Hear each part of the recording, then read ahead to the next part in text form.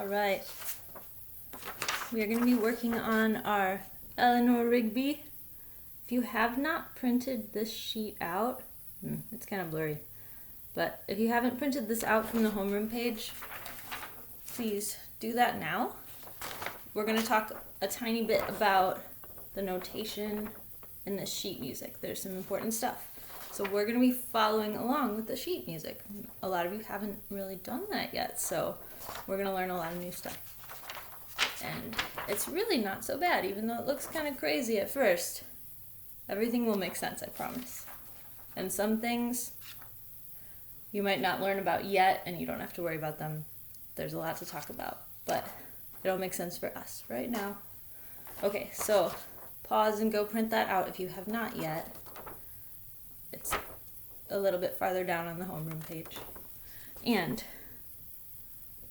maybe you'll be able to see it here. Maybe not. But we're going to number all of the measures, at least for the first half of this page. So you can see at the very beginning of your sheet music, there's a big black bar that has a 4 at the top of it. Does anybody know what that means? Anybody? It's something we haven't talked about really in class.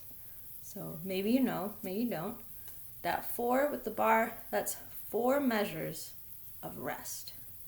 And instead of drawing out 4 measures where you're not playing anything, they just kind of squish it together and say, count out 4 measures of rests. And right next to that bar, there's a C. That C means we are in our regular 4/4 time, common time. So we have 4 quarter notes or 4 quarter beats, whether they're notes or rests, 4 quarter beats per measure. You guys are learning math. Quite a lot of you are getting really good at it, and you can count up 4 times 4 for these 4 measures of rests. We have 4 beats per measure. What's 4 times 4? How many beats would you count out at the beginning of this song if you were playing with an orchestra? 16. So we count 1, 2, 3, 4, and go through it. For our purposes, we're going to skip those 4 measures of rest for now, but they still count when we number our measures. So grab a pencil, and right after the 4 measures, you'll see a bar line that separates all the music into different little chunks, each one with 4 beats. All those little measures, we're going to number everyone right on top of the line. So that first line, before you play, before you see your first note, you're going to write a 5. That's measure 5, then a 6, then a 7. Number every measure, and you can see on the side where you see the treble clef, you can see like a 9 and a 14. Those are measure numbers, so those should match up with your numbers. And you don't have to write that one in because it's already written in. But number every measure in pencil right above the bar line. And that way I can tell you where to stop and where to start, and we can know that we're in the same place, because you'll be following along in your music as we go through this together. So we're going to start at measure 5. This is what we sang and learned how to play last lesson, in lesson 1. If you haven't seen that lesson yet, please go back and watch lesson 1, especially the Eleanor Rigby section, that video. I'm going to put a link to the playlist to that video. I can put a link in our homeroom post. But do you remember how we sing the first part of Eleanor Rigby? I look at all the lonely people. One, one, one, one. I look at all the lonely people. One, one, one, one. Does anybody see those ones in your music? We have Maybe you can tell me a measure if you started your measure numbers. I see the 1, 1, 1, 1 in measure 8 and in measure 12. Those are the first two spots. And then there's a whole bunch more after that. But those spots, you can see, they follow right after 1, 2, 3, A, 3, 2, 1, G to G. 1, 1, 1, 1, right? Now look at your sheet music again. You'll see above the notes, there's a string. You can see a D in measure 5 above that first note. That's the D string, and then below the notes, we have the finger number. I'll try this again, even though it's kind of blurry. You can see D, 1. And then when it changes strings, it is very nicely written in here. When we switch to the A string, back to the D string, G string, and the finger numbers are written along the bottom. Take a look at these funny staple things here now. Those aren't a number or a letter, right? A lot of you might know what those funny staples are. Anybody? Those are a bowing notation. You can remember what they are by looking at the frog of your bow. Kind of looks like a little staple shape too. That staple shape in your music, when it's above a note, and you'll see it like printed in music or handwritten in. It's used all over the place for violins. That is a down bow.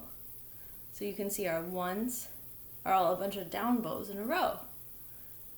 And I don't think we have any examples on this page, but there's also an up bow notation that is like a little V kind of shape.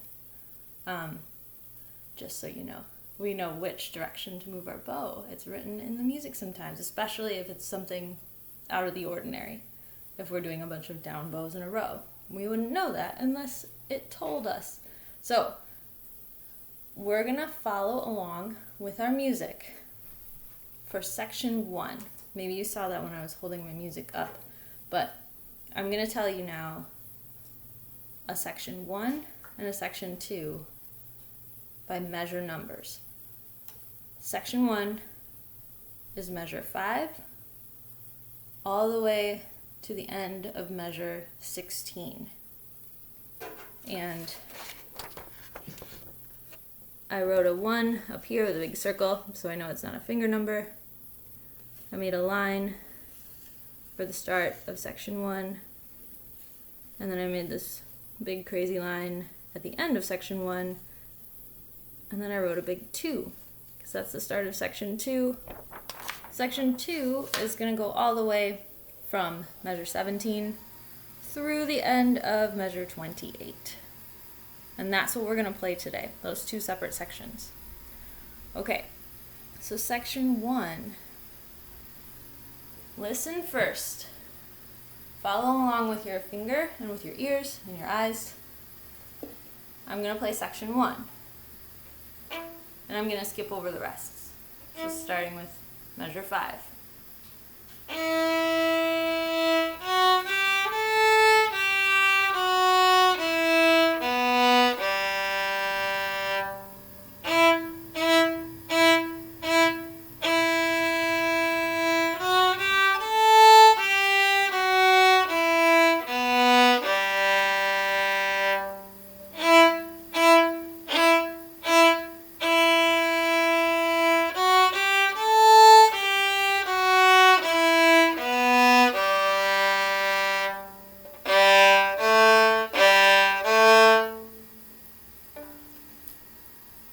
Were you right with me? Did you end at measure 17, like where measure 17 is going to start? So, when we play the section 1, I'm going to walk you through it little by little. We have our thing we practiced last Last lesson. 1, 2, 3, A, 3, 2, 1, G2, open G. 1, 1, 1, 1. We do that again. 1, 2, 3, A, 3, 2, 1, 2, G. 1, 1, 1, 1. And then it's almost the same this third time in section 1. 1, 2, 3, A, 3, 2, 1, G2, G. But now it's open G, 1, open G, 1. So we're basically doing the same thing 3 times in a row, but the third time the ending is G1, G1, and it's back and forth.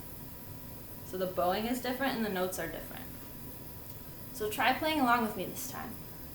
Try your best. And you want to try to keep your eyes on your music, which we don't always do. But right now, I want you to try to follow along with your eyes so that you know what you're going to hear. Play along with me. Use your ears for that. Use your eyes on your music so you can kind of see where you're at and what's coming next. Okay. Grab your violin. By the way, make sure you put a whole bunch of rosin on your bow if you haven't in a while. We should always rosin our bow before we start, at least a little bit, but a lot of you guys know that, and we don't want too much rosin. But double check. Maybe you need some more rosin. Okay. So ready at measure 5, we're going to go really slow. Stay with me. Ready, set, here we go.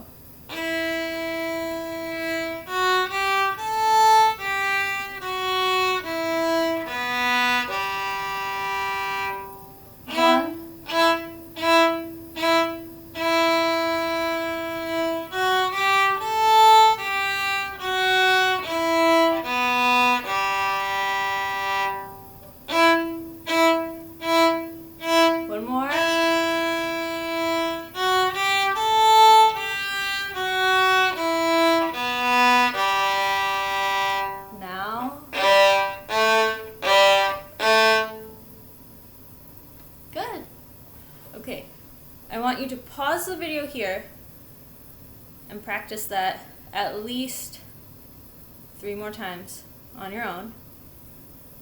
And then come on back and we're going to walk through the next part, which is a little bit more straightforward. Okay, section 2, measure 17. Everybody see where that is? We just played the G1, G1. Now, what's the next note? What's the next note we play? Measure 17, I see some down bows all in a row, and I see a bunch of 1s on the D string. I see 2 whole measures of 1s right now, just on that end of the 3rd line. 2 whole measures, 4 beats per measure. We have 5, 6, 7, 8. And then we're going to start measure 19. So follow along with me with your eyes and your ears and your violin. Measure 19. Now we're going to just go back and forth bows. Nice and sticky, almost staccato kind of sound. Keep your eyes on your music and follow with me at measure 19. Ready, here we go.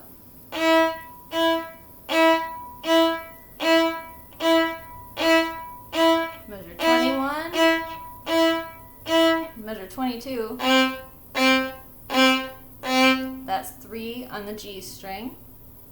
Keep going, measure 23. 3, back to D. How'd you do? We played the 4th line. Switching strings and everything. I bet a lot of you did really, really well. Some of you are getting very good at reading music, those of you who have been practicing that. Okay, we're going to start all the way back at the beginning of section 2, and we're going to play through to where we just stopped. Follow along with me. This is a steady quarter note, kind of rhythm, okay? So measure 17, those down bows. And then we'll go right into the next line. Ready, set, here we go. 1, 2, 3,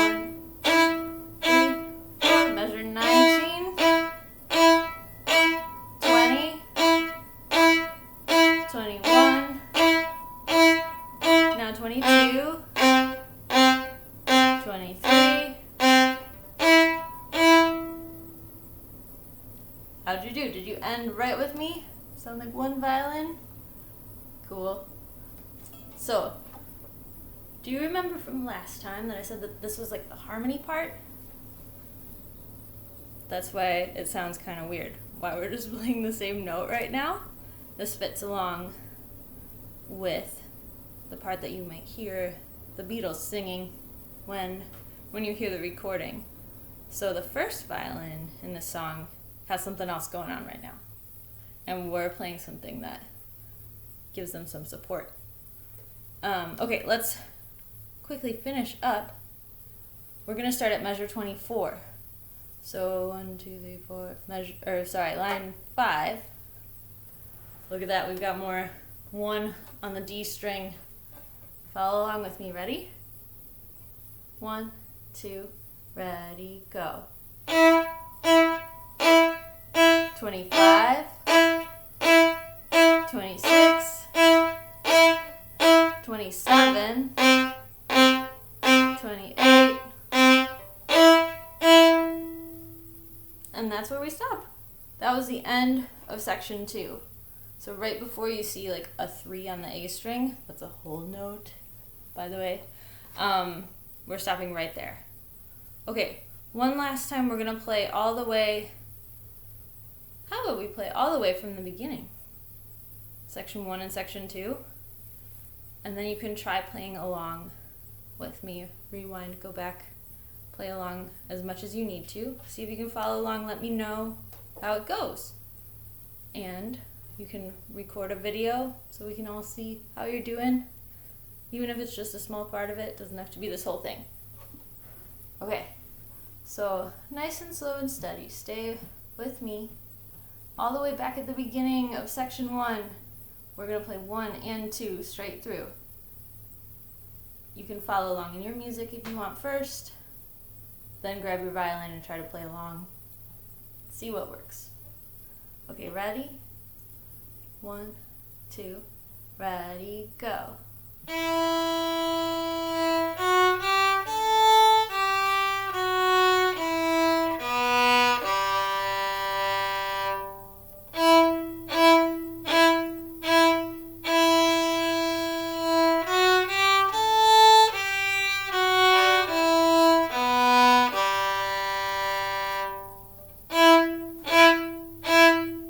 Last time.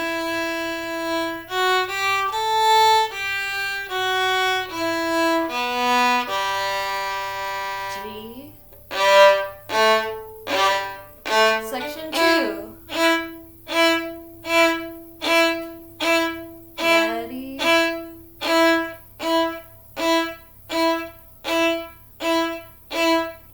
21. 22.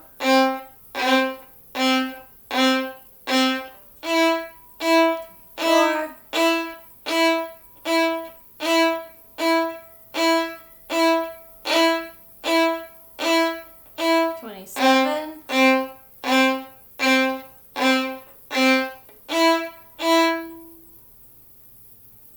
All right.